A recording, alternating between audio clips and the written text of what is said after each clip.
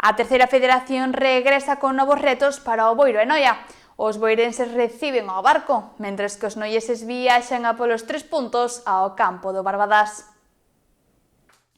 A terceira federación está a piques de desfrutar da 20ª xornada da competición e pode deixar boas novas nos equipos da comarca.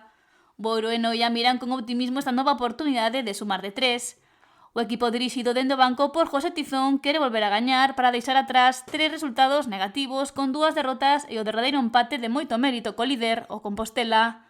Este domingo o Boiro mídese ao Barco, 13º clasificado, e precisa sumar de 3 para non perder o 5º posto. Os boirenses afrontan con confianza este duelo logo das boas sensacións da pasada xornada, cando igualaron forzas co Compos no engadido. As malas condicións do campo de Barraña obriga a trasladar o choque a Baliño, campo no que se verán as caras Boiro e Barco o domingo ás 12 do mediodía. E o Noia vivirá un encontro marcado en vermello pola súa importancia ante un rival directo. O conxunto adestrado por Luis Bonilla visita os Carrís, feudo do Barbadás. Será un encontro con moitas emocións, xa que os noieses, decimos estos, precisan os 3 puntos para sair do descenso, mentres que o Barbadás pecha cancelas, ten que sumar para sair do último lugar. O Noia colleu confianza despois de superar pola mínima o Alondras e o Barbadás caeu co Vilalbés na anterior xornada.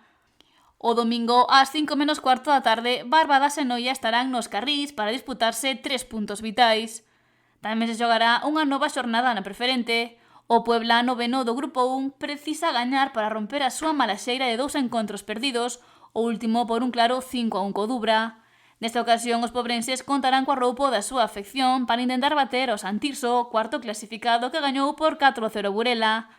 O campo da Alta será o escenario no que Puebla e Santirso se enfrontarán o domingo a partir das 4:30 da tarde. O Cidade de Ribeira, 10º, quere volver a gañar, aínda que será unha tarefa complicada ao visitar o Negreira, segundo clasificado. Os branquiazuis xa venceron o equipo na primeira volta, reto que queren volver a cumprir. E o intentarán facer o chegar nunha boa dinámica tras superar o Betanzos na anterior xornada. O Negreira, pola súa banda, gañou por 3-7 órdenes. O municipal Jesús García Calvo acollerá o domingo ás 5 da tarde este duelo entre Negreira e Cidade de Ribeira. E o Dumbría chega a esta 21ª xornada en postos de descenso ao ser 16º. Sumar é imperativo para poder ter opcións de sair da zona perigosa e deberá facelo ante un rival directo, o Paio Saco. Os da Costa da Morte veñen de perder ante outro rival directo, o Pol, que adiantou unha clasificación, e o Paio Saco, un 10º, impuxo a súa lei ante o Valde Narón. O Dumbría regresa ao Conco para medirse este domingo o Paio Saco a partir das 4:30 da tarde.